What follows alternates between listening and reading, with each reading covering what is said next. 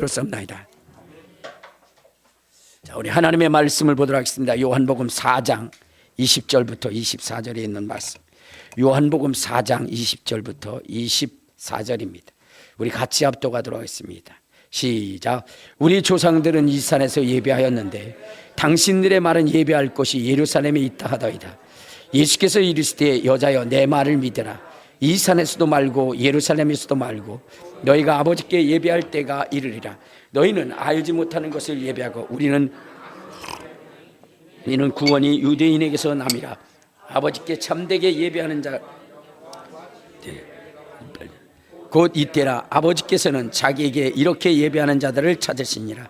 하나님은 영이시니 예배하는 자가 영과 진리로 예배할지니라. 아멘. 이제 자기 자신을 축복할 때 이렇게 축복하십시오. 나는 예수님 때문에 오벳에돔의 복을 받은 사람입니다. 고백하시길 바랍니다. 나는 예수님 때문에 오벳에돔의 복을 받은 사람입니다. 아멘. 자, 여러분 올 한 해에 우리 큰비전 교회의 표어가 뭐냐? 이루어야 할 것이 무엇이냐? 말씀이 이루어지는 교회. 말씀이 이루어지는 교회. 그래서 우리 성도들 가운데 귀신을 쫓아낼 수 있는 능력, 마귀를 파쇄할 수 있는 능력, 마귀가 어떤 올무를 놓더라도 그것을 능히 끊어버리고, 그리고 그 속에서 하나님의 승리를 가져와 하나님의 복을 받을 수 있는 성도 뿐만 아니라 여러분의 손을 통해서 기사와 이적과 표적이 나타나는 성도가 되기를 소망해서 이 말씀을 우리 교회의 표어로 세운 것입니다. 여러분, 하나님의 말씀이 우리 속에 이루어져야 되는 것은 다른 것이 아니라, 여러분들 이제 마지막 시대가 되면 엄청난 환난과 고난과 역경과 어려움이 옵니다. 근데 그 속에서 넘어지고 쓰러지면 어떻게 되는 거예요? 그러면 그는 영원한 멸망을 받을 수밖에 없는 것입니다. 우리가 예수를 믿는 가장 중요한 목적은 무엇이냐면 우리가 천국 가기 위함이죠. 그런데 여러분, 교회에 와서 예배를 드리고 이런다고 해서 모두가 다 구원받는 것은 아니에요. 구원받는 건 아닙니다. 우리 한번 성경을 한번 보도록 하겠습니다. 어디를 보시냐면, 자, 누가복음 13장. 자, 누가복음 13장 우리 24절부터 보면 이런 말씀이 있어요. 자, 시작. 좁은 문으로 들어가기를 힘쓰라. 내가 너희에게 이르노니 들어가기를 구하여도 못하는 자가 많으리라. 집주인이 일어나 문을 한 번 닫은 후에 너희가 밖에서 서서 문을 두드리며 주여 열어주소서 하면 그가 대답하여 이르되 나는 너희가 어디서 온 자인지 알지 못하노라 하니 그때에 너희가 말하되 우리는 주 앞에서 먹고 마셨으며 주는 또한 우리의 길거리에서 가르치셨나야 하나 그가 너희에게 말하되 이르되 나는 너희가 어디서 왔는지 알지 못하노라. 행악하는 모든 자들아 나를 떠나가라. 이렇게 했어요. 그러니까 무슨 얘기예요? 여러분, 교회에 와서 예배를 드리고 신앙생활을 한다고 해서 여러분 모두가 다 천국 들어가는 것은 아니라는 거예요. 주님이 인정하는 자만 들어갈 수 있다는 거예요. 그리고 마지막 시대에 많은 사람들이 환난을 당하고 고난으로 말미암아 믿음을 포기하는 사람들이 많이 일어난다는 거예요. 그런데 주님께서 말했어요. 그 환난과 고난 가운데 끝까지 견디는 자들만이 천국에 들어갈 수 있다고 했어요. 우리 한번 자 어디를 보시냐면 마태복음 24장. 자, 마태복음 24장 우리 자 11절부터 보면 이런 얘기 있어요. 자, 시작. 거짓 선지자가 많이 일어나 많은 사람을 미혹하겠으며 불법이 성행함으로 많은 사람의 사랑이 식어지리라. 그러나 끝까지 견디는 자는 구원을 얻으리라. 끝까지 견디는 자가 구원을 얻을 수 있다는 거예요. 끝까지. 그러니까 여러분들이 가진 바 이 믿음을 어떻게 되냐? 끝까지 여러분 소유하고 견뎌야 된다는 거예요. 그런데 대부분의 사람들이 중간에 시험 들고 넘어지고 그 다음에 어떻게 돼요? 포기하고 그런 일들이 많이 일어난다는 거예요. 그러면 왜 그럴까? 왜 그럴까? 그것은 우리의 가진 바 이 믿음에 대한 확신이 없기 때문입니다. 확신이 없기 때문에. 그래서 우리가 신앙생활에 있어서 우리는 뭐냐면 확신을 갖는 신앙생활을 해야 돼요. 그런데 확신을 갖고 신앙생활을 하려면 무엇이 있어야 되냐? 우리에게 강력한 체험이 있어야 돼요. 강력한 체험. 그것이 없으면 안 된다는 거죠. 자, 그래서 여러분들, 제가 여러분들에게 늘 뭐냐면 체험을 가지십시오. 강력한 체험을 가지십시오라고 이렇게 이야기를 하는 거예요. 왜냐면요, 여러분들 이것입니다. 우리가 신앙생활함에 있어서 주님이 우리에게 명령하신 그 명령은 우리가 순종하기에 너무나 힘든 것. 여러분, 우리는 주님의 명령에 복종해야 되는데 주님이 우리에게 명령한 그 명령은 여러분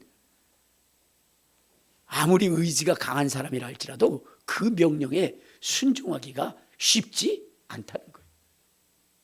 자, 우리 한번 성경을 찾아봅시다. 어디를 보시냐면, 자, 누가복음 18장 22절에 보면 이런 말씀이 있어요. 자, 누가복음 18장 22절. 자, 여기에 보면 한 청년이 주님 앞에 와서 그렇게 얘기합니다. 주여, 내가 어떻게 하면 영생을 얻으리까? 라고 얘기했을 때에 주님께서 계명을 지키라는 거죠. 그럴 때 이 청년이 이야기합니다. 나는 다 지켰습니다. 또 부족한 것이 있습니까? 라고 얘기했을 때 주님이 이렇게 얘기를 하는 거예요. 자, 22절. 자, 시작. 예수께서 이 말씀을 들으시고 이르시되 내게 아직도 한 가지 부족한 것이 있으니 내게 있는 것을 다 팔아 가난한 자들에게 나눠주라. 그리하면 하늘에서 내게 보화가 있으니 그리고 와서 나를 따르라 하시니. 자, 저기에 보면은 여러분 계명을 다 지켰다는 거예요. 그런데 주님이 한 가지 부족한 것이 있다. 내 가진 소유를 다 팔아서 가난한 자에게 주고 그리고 나를 따르라는 거예요. 여러분, 그런데 이것을 우리가 지켜 행하기가 쉽지 않잖아요. 이 청년도 다른 것은 다 지켰는데 여러분, 자기의 모든 소유를 팔아서 가난한 자에게 주고 주님을 따른다는 것은 쉽지 않은 거예요. 그래서 영생을 포기하고 돌아갔다는 거예요. 여러분, 그러면 그는 구원을 받았을까요? 주님은 말씀하시기를 부자가 구원받기는 얼마나 힘든지 낙타가 바늘귀로 들어가는 것보다 어렵다라고 이야기하는 것입니다. 그것은 이 청년에 대한 이야기겠죠. 자, 그러면 여러분, 이렇게 청년이 포기하지 못한 그 재물을 우리는 포기할 수 있을까요? 우리도 할 수 없다는 거예요. 그런데 포기한 사람이 있어요. 누가 포기했죠? 베드로가 포기했어요. 자, 우리 한번 성경을 한번 봐요. 자, 18장 28절. 자, 시작. 베드로가 여짜오되 보소서 우리가 우리의 모든 것을 다 버리고 주를 따랐나이다. 그러니까 여러분, 이 명령에 순종한 사람이 있다는 거예요. 그 순종한 사람이 누구예요? 베드로라는 거예요. 베드로. 그러면 이 청년은 포기하지 못했는데 베드로는 포기하고 주님을 따를 수 있었던 것은 무엇이냐? 베드로는 기적을 봤기 때문이에요. 기적을 봤기 때문에. 그가 밤이 맞도록 고기를 잡았는데 한 마리도 잡지 못했어요. 그때 주님께서 말씀하십니다. 깊은 데 그물을 던져라. 베드로가 이야기합니다. 주여, 내가 생각할 때에 깊은 데는 고기가 없습니다. 내가 이곳에서 고기를 잡은 지가 몇십 년인데 나는 이 갈릴리 바닷가를 내가 쏙쏙들이 아는 사람인데 지금 거기에 그물을 던진다고 해서 고기가 있을 수는 없지요. 그러나 주님의 말씀에 의지하여 그물을 내립니다 라고 하고 내렸더니 그물이 찢어질 정도로 그렇게 고기가 잡힌 거예요. 기적을 본 것입니다. 그러므로 베드로는 포기할 수 있었어요. 배도 포기할 수 있었고 가족도 포기할 수 있었던 것입니다. 여러분, 우리가 우리의 신앙생활에 주님의 명령을 위해서 우리가 주님이 명령한 그것을 지키기 위해서 포기할 수 있는 것을 포기하게 하는 것은 바로 기적이라는 거예요. 능력을 체험하는 거예요. 그래서 여러분들에게 능력을 체험하라고 말씀을 드리는 것입니다. 저 청송지역에 김신웅 장로님이라는 분이 계셔요.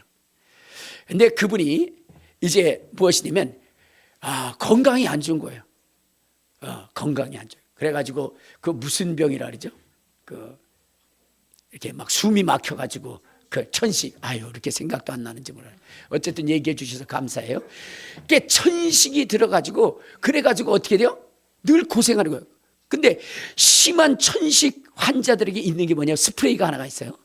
확장시켜주는 그런 스프레이가 있어요. 자, 그래서 그분은 무엇이냐면 이제 수의사가 돼서 공기 좋은 뭐냐면 청송 지역에 가서 뭐냐면 자기의 생을 살아야 되겠다 하고 청송 지역에 간 거예요. 그런데 어쨌든 간에 뭐예요? 이 천식으로 인해서 고생하니까 항상 비상 그런 그 스프레이를 가지고 다닌 거예요. 근데 그날도 이렇게 길을 가다가 뭐냐면 그런 현상이 일어나서 그걸 뿌려야 되는데 이 타이밍을 놓쳐버린 거예요. 그래가지고 쓰러졌어요. 사람들이 발견해서 병원으로 그 청송에서 안동까지 가는 도중에 이분이 죽어버립니다. 그래가지고 죽어가지고 이제 응급실에 딱 들어가는 순간 의사가 딱 검사를 해보더니 아유 죽었어요. 영안실로 보내세요. 이렇게 얘기한 거예요. 영안실로. 자, 그랬을 때에 영안실로 가라고 그랬을 때 그때 이 사람은 어떤 현상을 보냐면 자기의 그 몸이 밑에 있고 자기가 거기서 떠서 이렇게 해서 보고 있는 그 장면을 본 거예요. 그러니까 어떻게 돼요? 자기 몸을, 죽은 자기 몸을 자기가 보고 있는 거예요. 근데 의사가 있다가 뭐라 그랬어요? 죽었으니까 영안실로 보내라. 근데 자기는 지금 살아있거든요. 이거 아닌데? 라고 하는 순간 음성이 들린 거예요. 내가 너를 다시 세상으로 보낼 것이다. 그러면서 하시는 말씀이 무엇이냐면 이제는 갇힌 자들을 위하여 살라. 이렇게. 갇힌 자들을 위하여 살라. 그래서 그가 다시 뭐냐면 살아난 거예요. 의사들도 놀란 거예요. 그 이후에 그는 무엇이냐면 갇힌 자들을 위해서 사는데 여러분 그가 얼마나 이 뭐냐면 그 수감자들을 위해서 사는지 그 교정 당국에서 그에게 무엇이냐면 표창을 할 정도로 이 사람은 그 수감자들을 위해서 헌신을 해요. 그가 버는 돈 전체를 다 수감자들을 위해서 써요. 그리고 수감자들을 위해서라면 그는 어느 정도냐?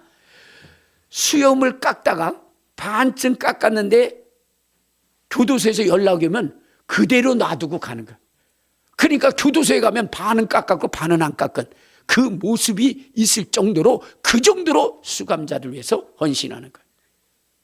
가족이 있었는데 여러분 가족보다도 더 수감자를 돌보게 됩니다. 그럼에도 불구하고 그 가족들도 여러분 뭐라고 할 수 없는 것은 그가 죽었다 살아난 거예요. 주님의 명령 속에 기적을 체험했거든요.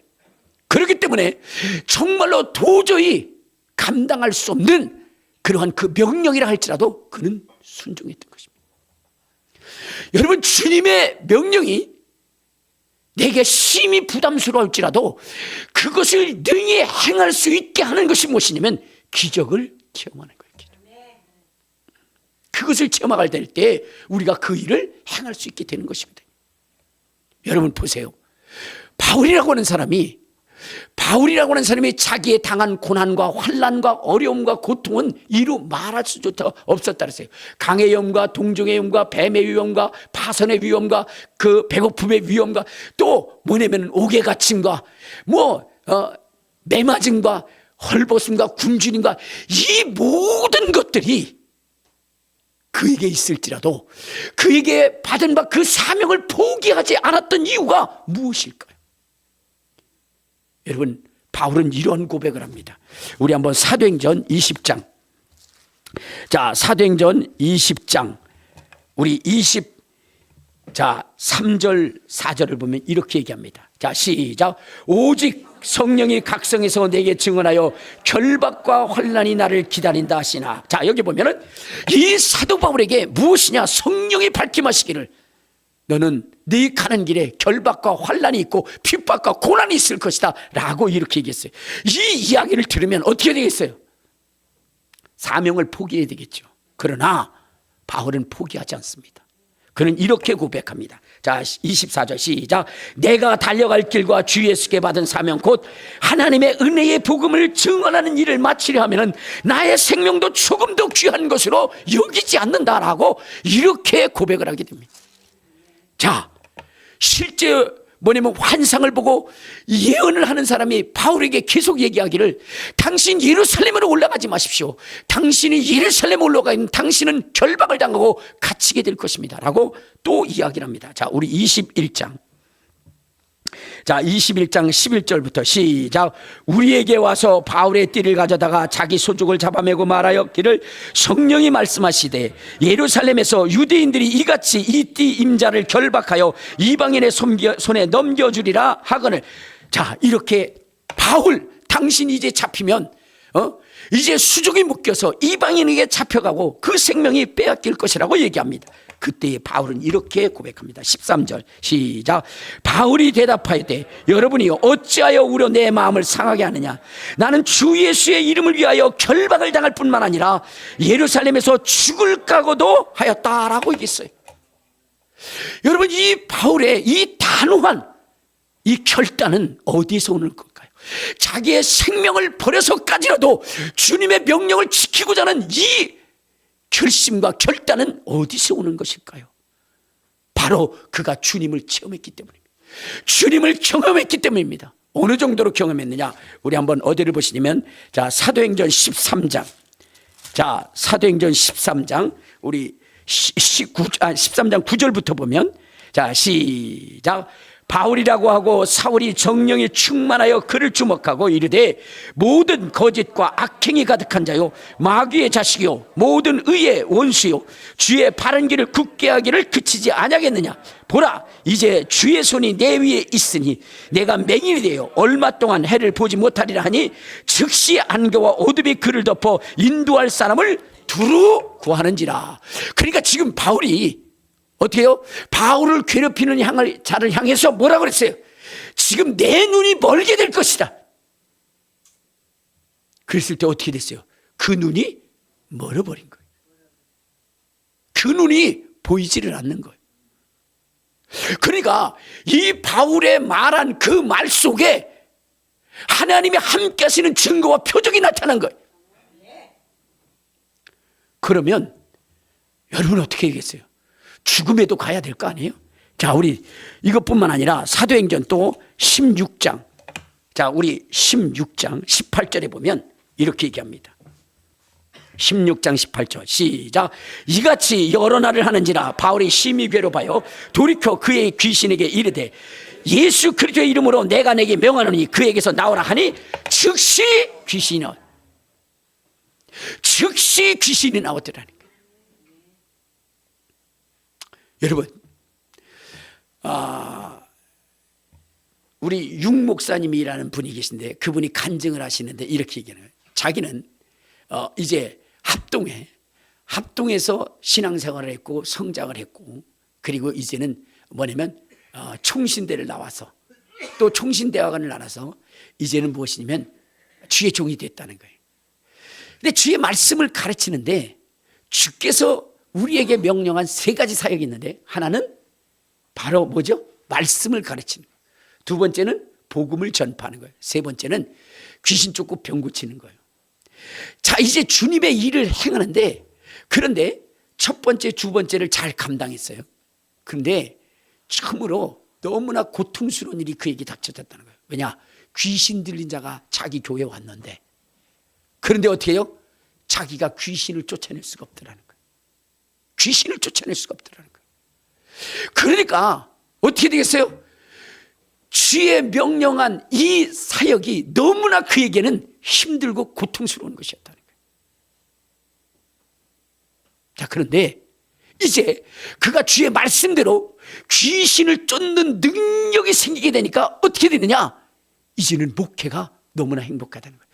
이전에 하나님의 말씀을 가르치고 복음을 전파했는데 귀신이 오고 나니까 그걸 쫓아내지 못하니까 어떻게 됐어요? 많은 성도들 앞에 얼마나 창피를 당했겠어요. 그러니까 죽음의 길이라도 찾고 싶었겠죠. 그러나 이제는 어떻게 돼요? 많은 사람들 앞에서 귀신이 소리를 지르는데, 아 뜨거워 제발 손 좀 떼라, 내가 나갈게 하면서 하니까 어떻게 되겠어요? 얼마나 어때요? 행복했을까요? 귀신이 항복하고 떠나는 그것을 보면서 이 맛에 목회하는 것이구나 라고 했다는 거예요.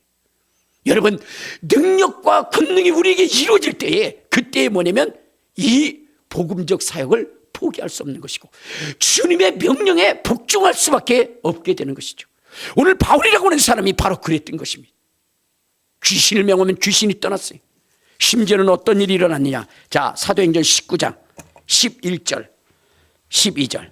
자, 사도행전 19장 11절 12절. 자, 시작. 하나님이 바울의 손으로 놀라운 능력을 행하게 하시니 심지어 사람들이 바울의 몸에서 손수건이나 앞치마를 가져다가 병든 사람이 얹으면 그 병이 떠나고 악귀도 떠나니라. 그러니까 여러분, 바울이 쓰던 손수건만 가지고도 기적이 일어나는 거예요. 놀라운 일들이 일어나는 거예요. 여러분, 주의 제자들이 이 복음적 사역을 위해서 자기의 목숨을 버릴 수 있었던 것은 그들이 주님의 능력을 체험하고 경험했기 때문입니다. 베드로도요, 그도 거꾸로 십자가에 못 박혀 죽을 수 있었던 것은 무엇일까요? 베드로에게 놀라운 기적이 일어나죠. 어디를 보시냐면요. 자, 우리 사도행전 5장.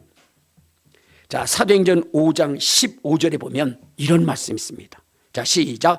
심지어 병든 사람을 메고 거리에 나가 침대와 요휴에 누이고 베드로가 지나갈 때 혹 그의 그림자 누구에게 덮일까 바라고 예루살렘 부근에 수많은 사람들도 모여 병든 사람과 더러운 귀신에게 괴로움을 받는 사람을 데리고 와서 다 나음을 넣어. 그러니까 베드로가 지나가는 그 그림자만 넓혀도 귀신이 떠나고 병이 치료되지는 거예요. 그러니까 베드로는 어떻게 돼요? 주님을 위해서 죽을 수 있는 것입니다. 여러분, 지금 마지막 시대를 향하여 가고 있습니다. 이 마지막 시대에 여러분들의 신앙을 지킬 수 있는 것, 끝까지 포기하지 않고 지킬 수 있는 것은 여러분들이 주님의 능력을 체험해야 되는 거예요. 귀신도 쫓아야 되는 것이고요, 병도 치료해야 되는 것이고요, 여러분의 그림자도 능력 있게 만들어야 되는 것입니다. 그래야 여러분 어떻게 해요? 시험 들지 않고 포기하지 않습니다. 날이 가면 갈수록 시험 들게 하는 것이 많고 신앙을 포기하게 하는 것들이 넘쳐납니다. 이때에 끝까지 견디는 자는 구원을 받는다고 그랬는데, 그 끝까지 견딜 수 있는 것은 내가 주님의 능력을 체험하고 행하는 거예요. 그렇게 행하시기를 주님의 이름으로 축원합니다. 주님의 이름으로 축원합니다. 그러면 우리가 바울처럼 베드로처럼 이렇게 행할 수 있는 길은 무엇일까? 그것은 다른 것이 아니라 여러분, 하나님이 함께 하셔야 됩니다. 하나님이 함께 하실 때 역사가 일어나는 거예요. 자, 우리 한번 사도행전 10장 38절에 보면 이런 말씀이 있어요. 사도행전 10장 38절 시작. 하나님이 나사렛 예수에게 성령과 능력을 기름 붓듯 하셨으며 그가 두루지 않으시며 선한 일을 행하시고 마귀에게 눌린 모든 사람을 고치셨으니 이는 하나님이 함께 하셨습니다. 그러니까 예수님께서 많은 기사와 이적과 표적과 능력을 행하셨는데 그 누가 하신 것이냐? 하나님이 함께 하셔서 하셨다. 하나님은 표적과 능력과 기사와 이적을 통해서 하나님의 살아계심을 증언하시는 거예요. 우리 한번 히브리서 2장 4절을 한번 봅시다. 히브리서 2장 4절에 이런 말씀을 하십니다. 자, 히브리서 2장 4절 시작. 하나님도 표적들과 기사들과 여러 가지 능력과 및 자기의 뜻을 따라 성령에 나눠주신 것으로서 그들과 함께 증언하셨느니라. 그러니까 어떻게 되는 거예요?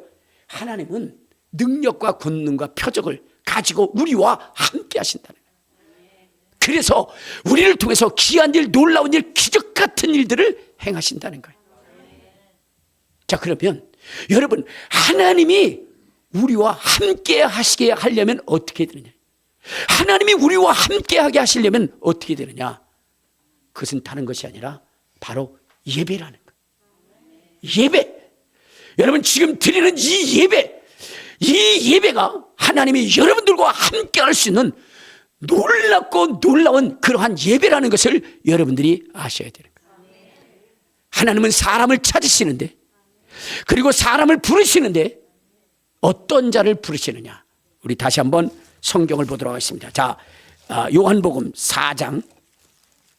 자, 요한복음 4장 우리 22절에 보면 이런 말씀이 있어요. 요한복음 4장 22절 23절. 자, 시작. 너희는 알지 못하는 것을 예배하고 우리는 아는 것을 예배하느니 이는 구원이 유대인에게서 납니다. 아버지께 참되게 예배하는 자들은 영과 진리로 예배할 때가 오나니 곧 이때라. 아버지께서는 자기에게 이렇게 예배하는 자들을 찾으시느니라. 자, 하나님이 찾으시는 자 어떤 자냐? 예배하는 자라는 거예요. 하나님이 찾으시는 자 어떤 자라고요? 예배하는 자, 예배하는 자. 근데 어떻게 예배하는 자? 영과 진리로 예배하는 자. 여러분, 예배를 드린다고 해서 모든 사람을 만나고 모든 사람을, 여러분, 모든 사람에게 능력을 주시는 것은 아니에요. 여러분, 이 예배에 하나님이 만나주는 자가 있고 하나님이 버린 자들이 있다는 거예요. 하나님이 받으시는 예배가 있고 하나님이 받지 아니하시는 예배가 있다는 거예요. 그러므로 오늘 우리는 하나님 앞에 예배 드릴 때에 하나님이 받으시는 예배를 드려서 하나님이 함께 서서 하나님의 기사와 이적과 표적을 통해서 여러분들과 함께 하시는 하나님을 체험하시기를 주님의 이름으로 축원합니다. 주님의 이름으로 축원합니다. 여러분, 하나님이 가장 소중히 여기는 것이 예배라는 것, 또한 인류와 함께 하시는 그 시발점이 예배라는 것을 보여주시기 위해서 인류의 시작 가운데 주님이 먼저 한 것이 뭐냐면 제사라는 거예요.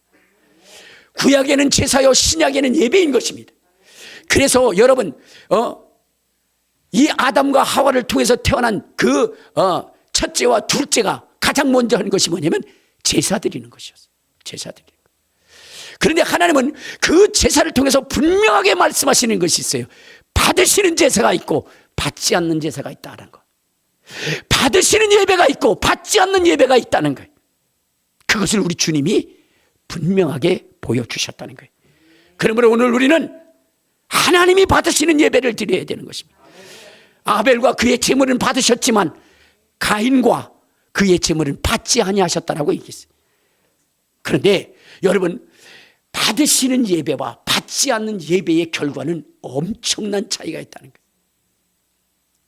거예요.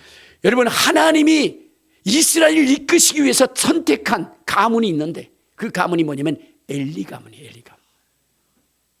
하나님의 부름을 받고 택함을 받았는데, 그런데 이 엘리 가문이 저주를 받는데 얼마나 참담하고 참혹한 저주를 받는지 우리 한번 이 엘리와 그 가문이 받은 그 저주를 한번 살펴보도록 하겠습니다. 어디를 보시냐면요, 자, 우리 사무엘상 2장을 한번 찾아, 2장 30절부터 한번 봅시다. 사무엘상 2장, 자, 우리 30절에 보면 이렇게 이야기를 합니다. 자, 2장 30절. 자, 시작. 그러므로 이스라엘의 하나님 나 여호와가 말한, 내가 전에 내 집과 내 조상의 집이 내 앞에 영원히 행하리라 하였으나 이제 나 여호와가 말하노니 결단코 그렇게 하지 아니하리라. 자, 여기 보면 이 엘리 가문에 대해서 하나님이 이스라엘 가운데 그 가문을 택하시면서 뭐라 하냐면 이렇게 있어요. 내가 영원히 너의 가문과 함께 할 것이다. 내가 너를 축복할 것이다 라고 하나님이 말씀하셨어요. 그런데 오늘 이 엘리 가문을 향해서 하나님이 뭐냐? 그 약속을 변개하셨다는 거예요. 여러분, 하나님 어떤 하나님이요? 변개치 아니하시는 하나님이십니다. 하나님은 인생이 아니시니 후회치 아니하시고 인자가 아니시니 변개치 아니하신다 그랬어요. 그러므로 그분이 하신 말씀은 반드시 이루시는 분이에요. 그런데 오늘 하나님이 축복을 저주로 변개시켰어요. 변개시켰어요. 이것이 바로 엘리 가문이라는 거예요. 자, 두 번째는 어떠한 저주가 이 가문에 있느냐? 31절을 보면, 자, 시작. 보라, 내가 내 팔과 내 조상의 집 팔을 끊어 내 집에 노인이 하나도 없게 할 것이다. 그러니까 여러분, 우리 인생의 축복이 뭐예요? 여러분, 주의 종들로 통해서 오른손에는 장수요 왼손에는 뭐냐면 부귀와 영화가 있다 한 것처럼 여러분, 이 땅에서 장수하고 지내는 것은 하나님의 주신 복입니다. 그런데 오늘 이 가문에는 여러분, 늙어서 죽는 사람이 없다. 장수의 축복을 거둬가시겠다는 거예요. 또 여러분, 여기 32절에 보면 이렇게 얘기합니다. 자, 시작. 이스라엘에게 모든 복을 내리는 중에 너는 내 처소에 환난을 볼 것이다. 그러니까 여러분들 뭐예요? 여러분 살아가다 보면 공통적으로 당하는 그러한 어려움들이 있어요. 흉년의 날에, 그죠? 같이 흉년을 지냅니다. 전쟁이 일어나면 같이 전쟁에 고난을 겪지요. 그런데 여러분, 오늘 이 엘리 가문은 어떻게 하냐? 이스라엘의 모든 가정들이 복을 받는데 이 가정만 저주받는 거예요. 여러분, 모두가 어렵고 힘들면 견딜 수 있어요. 근데 뭐요? 모두가 복을 받는데 자기만 제외되면 견딜 수 있을 것 같습니까? 여러분, 전염병이 왔는데 모두가 다 걸려. 그래 안 그래요? 그러면 아니 나도 걸린 거 괜찮아. 그런데 모두가 걸리지 않는데 그 사람만 걸려. 그러면 어떻게 돼요? 미치고 팔딱 뛸 일이죠. 오늘 이 엘리 가문은 이스라엘의 모든 가정들이 복을 받을 때 그 가정은 저주를 받는다는 거예요. 이것이 엘리 가정이 받은 저주입니다. 또 하나는 무엇입니까? 자, 우리 한번 34절을 봐요. 34절. 자, 시작. 내 두 아들 홈리와 비나스가 한날에 죽으리니. 여러분, 한날에 죽는다는 거예요. 자식이 한날에 죽는다. 견딜 수 있겠습니까? 견딜 수 없는 거겠죠. 여러분, 자식은 자기 영혼보다 더 귀한 존재 아닙니까? 근데 그 자손이 여러분 죽는다라고 생각했어요. 하나도 아니고 둘이 동시에 죽는다. 그것도 여러분 부모와 그들의 죄로 말미암아 죽는다고 생각해 보면 이건 견딜 수 없는 거죠. 근데 엘리 가문에는 그 일이 이루어진 거예요. 마지막으로 여러분, 자 35절. 자, 시작. 내가 나를 위하여 충실한 대제사장을 일으키리니 그 사람은 내 마음에 내 뜻대로 행할 것이라. 내가 그를 위하여 견고한 집을 세우니 그가 나의 기름 부음을 받은 자 앞에서 영구히 서리라. 여러분, 직분을 빼앗겨 버린다는 거예요. 직분을 빼앗겨. 직분을 타인이 취한다는 거예요. 여러분, 유다라고 하는 사람 12제자 중에 하나요. 12사도 중에 하나입니다. 여러분, 인류의 역사 속에 주님의 12 중에 들어간다는 거 얼마나 감사해요. 여러분, 이들의 이름은 저 예루살렘, 하늘의 예루살렘의 기둥 속에 영원히 새겨지는 이름입니다. 근데 그 직분을 타인에게 뺏겨버리고, 그는 뭐예요? 바로 저주받아서 죽었다라고 있어요. 직분을 빼앗기는 이 고통과 괴로움과 저주를 받은 가정이 어디야? 엘리 가정이에요. 그러면 왜 이 엘리 가정은 이러한 참담하고 참혹한 그러한 저주를 받았을까? 우리 한번 성경을 찾아보도록 하겠습니다. 어디를 보시냐면, 자, 사무엘상 2장 17절. 사무엘상 2장 17절. 자, 시작. 이 소년들의 죄가 여호와 앞에 심히 크면 그들이 여호와의 제사를 멸시하였기 때문이다. 지금 이 가정의 저주의 원인이 무엇이냐면 하나님께 드리는 그 제사를 멸시했기 때문이라. 멸시했기 때문에. 오늘날 여러분, 하나님 앞에 드리는 이 예배를 멸시하게 되면 엘리 가문과 같은 그런 저주를 받게 된다는 거예요. 반면에 여러분, 사무엘은 어땠느냐? 사무엘. 자, 우리 한번 사무엘상 3장 19절을 한번 봐요. 3장 19절. 자, 시작. 사무엘이 자라매 여호와께서 그와 함께 계셔서 그의 말이 하나도 땅에 떨어지지 않다. 여러분, 사무엘의 말은 하나도 땅에 떨어지지 않아요. 그가 예언하고 그가 말한 모든 것들은 다 이루어지는 거예요. 제가 어떤 권사님의 이야기를 들었는데 그 권사님이 그러더라고요. 참 자기의 행복한 것이 있다네요. 그건 뭐냐면 고난을 당하고 어려움을 당하는 사람들이 다 자기에게 와서 기도해달라. 그런데 그렇게 기도를 해달라고 하는 이유는 무엇이냐면 그 권사님이 기도하면 응답된다는 거예요. 목사님이 기도해도 응답되지 않는데 그 권사님이 기도하면 응답된다는 거예요.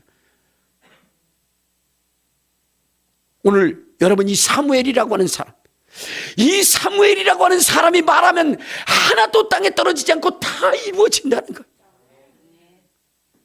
그러면 이 사무엘이라고 하는 사람의 이 권위가 세워진 것은 무엇 때문일까? 여러분, 전쟁이 일어나도요, 사무엘에게 맡기면 어떻게 돼요? 전쟁에서 승리하는 거예요. 이전에 블레셋 앞에 처절하게 패배대응했던 그 역사 속에서 이스라엘은 블레셋에 대한 뭐요? 트라우마가 있는데, 그런데 이제 사무엘이 그 나라를 통치하게 되면 여러분, 그들에게는 놀랍고 놀라운 일이 일어나요. 그것은 무엇이냐면 다른 것이 아니라, 여러분, 적군이 들어왔다가도 여러분, 비록 군사가 나가지 않더라도 하늘에서 불이 떨어져서 그들을 멸한다는 거예요. 우리 한번 성경을 한번 봐요. 어디를 보시냐면, 자, 사무엘상 우리 7장, 자, 사무엘상 7장 10절 11절에 보면 이렇게 얘기합니다. 자, 시작. 사무엘이 번제를 드릴 때에 블레셋 사람이 이스라엘과 싸우려고 가까이 오매 그날에 여호와께서 블레셋 사람에게 큰 우레를 발하여 그들을 어지럽게 하시니 그들이 이스라엘 앞에 패한지라. 이스라엘 사람들이 미스바에서 나가 블레셋 사람들을 추격하여 벳달까지 추격하고 나가고, 그 다음에 계속해서 뭐냐면 모든 그 엘리 제사장 때 빼앗겼던 모든 땅들을 다시 찾아오게 되네. 그런데 이 일이 왜 일어났을까? 사무엘은 어떤 사람이냐? 제사를 하나님의 기뻐하심을 따라 드린 사람이라는 거예요. 자, 우리 한번 사무엘이 어떤 제사를 드리느냐? 9절 시작. 사무엘이 자, 우리 7장 9절 시작. 사무엘이 전 먹는 어린 양 하나를 가져다가 온전한 번제를 여호와께 드리고 이스라엘을 위하여 여호와께 부르짖으며 여호와께서 응답하셨더라. 그러니까 지금 전쟁이 일어났을 때에 사무엘은 무엇을 먼저 했느냐? 제사를 먼저 했다는 거지. 그리고 그 제사를 어떻게 했느냐? 온전한 제사를 드렸다는 거예요. 오늘 우리가 하나님 앞에 문제가 있어 기도하기 전에 여러분은 먼저 온전한 예배를 드리시길 바랍니다. 신령과 진정의 예배를 드리시길 바랍니다. 그래서 하나님의 기뻐하시는 예배를 드리시길 바랍니다. 그러면 하나님은 여러분들과 함께 할 것이고 여러분의 말이 하나도 떨어지지 않도록 우리 하나님은 그렇게 하실 것입니다. 그러한 기사와 이적과 능력과 권능을 체험한 여러분들 속에는 여러분, 어떠한 환련도 어떠한 시련도 어떠한 고난도 이길 수 있는 강하고 담대한 믿음이 있게 될 것입니다. 성경은 말씀하시기를 너희가 세상에서는 환난을 당하나 강하고 담대하라. 내가 세상을 이겼노라. 주님이 함께한 그 믿음과 그 능력과 기적을 여러분들이 체험하고 나간다고 한다면 아무리 마귀가 여러분들을 넘어뜨리려고 우는 사자와 같이 찾는다 할지라도 여러분은 결코 그 믿음을 포기하지 않을 것이고 도리어 그 믿음과 능력으로 그것들을 이길 수 있는 주의 군사가 될 수 있다는 거예요. 여러분, 정말 체험하는 성도들이 되시기를 바랍니다. 능력 있는 성도들이 되시기를 바랍니다. 우리 반경호 권사님이 전주로 이사 가셨어요. 그럼에도 불구하고 문제만 있으면 전화를 해요. 이유가 뭐냐면 기도받고 나면 역사가 일어나거든요. 이번에도 무엇이냐면 동네 병원에 갔는데 혹이 임하는 게 갑상선 쪽에 있는데 이게 암은 아닌데 그런데 어떻게 돼요? 이건 수술을 해야 된다는 거예요. 반드시 수술을 해야 되는 거예요. 근데 동네 병원에서는 할 수가 없다. 왜? 여기에 너무나 이런 그 지나다니는 시신경이나 이런 것들이 아주 위험한 것들이 많이 있기 때문에 동네 병원에서는 할 수가 없다는 거예요. 그래서 대학병원에 가게 된 거예요. 그 대학병원에 가기 전에 저한테 기도를 받겠다고 전화를 한 거예요. 그래서 기도해 줬어요. 그래가지고 대학병원에 갔는데 수술할 필요가 없대요. 왜? 그 혹이 적어졌어. 근데 요번에는 어떻게 했냐? 더 적어져가지고 좁쌀보다도 더 적어져가지고 이건 무의미하니까 이거는 뭐냐면 수술할 필요도 없다. 걱정할 필요도 없다. 기도의 위력이 생기니까 전주에서도 전화하는 거예요. 전주에서도. 여러분, 능력이 있어야 되는 거예요. 기적이 있어야 되는 거예요. 알겠습니까? 치유가 있어야 되는 것이고 회복이 있어야 되는 거예요. 그리고 여러분들이 날마다 체험을 해야 그분을 뭐냐면 믿게 되는 거예요. 요즘 보면은요, 참 안타까운 것들이 많아요. 왜냐면 이 진화론과 창조론 가지고 막 싸우는데, 여러분 저 진화론을 가진 사람들은 엄청난 지식을 가지고 이야기를 합니다. 근데 창조론을 가진 사람들이 얘기하는 게 뭐냐면, 야, 원숭이가 사람 됐냐? 그럼 지금 사람 되는 것도 있어야지. 이게 끝이야. 그런데 여러분들, 그 진화론을 여러분 한순간에 잠재울 수 있는 것은 무엇이냐면 성경이에요. 성경. 지금 주님께서 뭐라고 그랬어요? 믿는 자들에게 이러한 표적이 따르니 저희가 내 이름으로 귀신을 쫓아내며 새 방언을 말하며 뱀을 집어올리며 무슨 독을 마실 대로 해를 받지 않냐며 병든 자에게 손을 얹으니 나으리라. 여러분, 이거 보여주면 되는 거예요. 성경에 지금 이렇게 기록되어 있고 이것이 하나님의 말씀이고, 그러므로 네 속에 있는 귀신 나와 하며 귀신이 거기서 드러나면, 여러분 무슨 진화론 뭐 그거 잘못됐다고 설명할 필요도 없어요. 안질병이 일으키면 여러분 뭐 설명할 필요가 없는 거예요. 그림자가 지나갈 때 귀신이 떠나가고 질병이 치료되면 무슨 뭐 진화론 어쩌고 이거 얘기할 필요가 없는 거예요. 그것을 보고도 안 믿으면 어떻게 돼요? 그건 저주받은 자죠. 그러니까 지금 여러분들, 우리가 행해야 되는 것은 성경에 기록된 말씀이 여러분의 손을 통해서 나타나야 되는 거예요. 여러분 그 핍박 속에서도 여러분 주의 제자들이 하나님의 복음을 전할 수 있었던 것은 그들을 통해서 나타나는 기적이었던 겁니다. 예루살렘에 엄청난 핍박이 있었어요. 잘못하면 죽습니다. 그럼에도 불구하고 그들이 그 죽음 가운데도 위험 가운데도 복음을 전했던 것은 무엇 때문이냐? 자, 우리 한번 사도행전 5장 12절을 봐요. 사도행전 5장 12절. 거기에 뭐라고 얘기하느냐? 자, 시작. 사도들의 손을 통하여 민간의 표적과 기사가 많이 일어나며 믿는 사람이 다 마음을 같이하여 솔로몬의 행각에.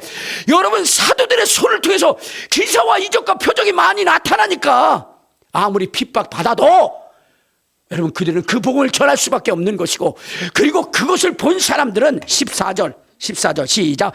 믿고 주께로 나오는 자가 더 많으니 남녀의 큰 무리더라.